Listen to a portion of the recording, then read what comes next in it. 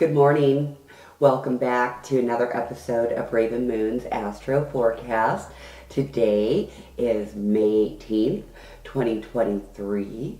We are waking to a Taurus moon and we will be having a couple of shifts tomorrow. If you were waking up Wednesday and wondering where I was, I apologize immensely. My daughter has caught a cold.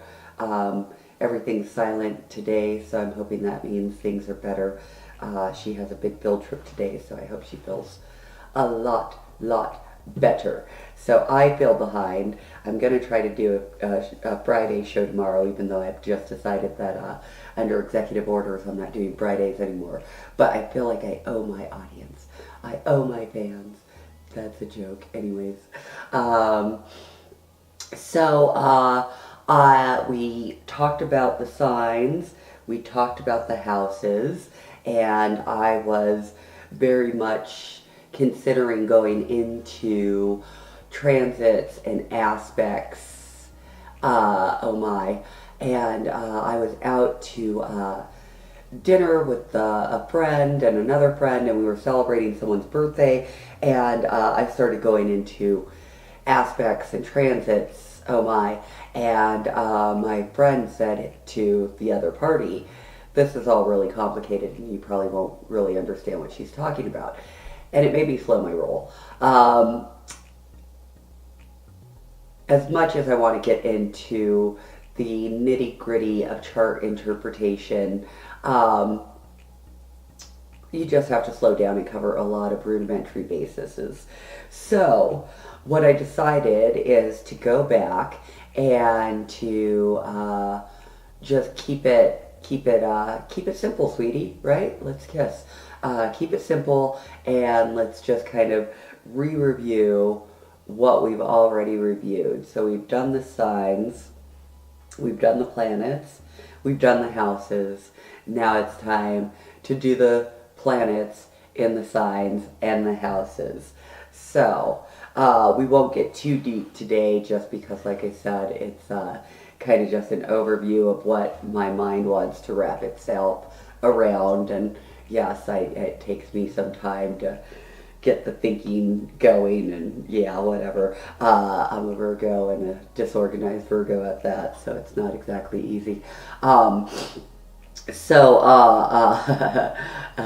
Give myself a chance to laugh at my own insanity. So with that, once we start going into, like we don't really need to do the sun in the signs, because we've kind of already covered that when we talked about each of the different signs, right? You could say that's pretty much the sun in each of the different signs. It does get different when we're talking about, sure, you got the sun in Gemini. What does it mean when Venus is in Gemini? Or you have your sun in Virgo. What does it mean when Mars is in Virgo? Or that kind of thing. So that's what we're going to dive a little bit deeper into. Same thing with, the house positions, right? Depending on, like, I had a great example. Again, our dinner example, my friend has Venus in Gemini, and it's in his 12th house. So immediately I said, you're a friggin' player. Like, hey, Venus in Gemini means that you get really bored really quickly. And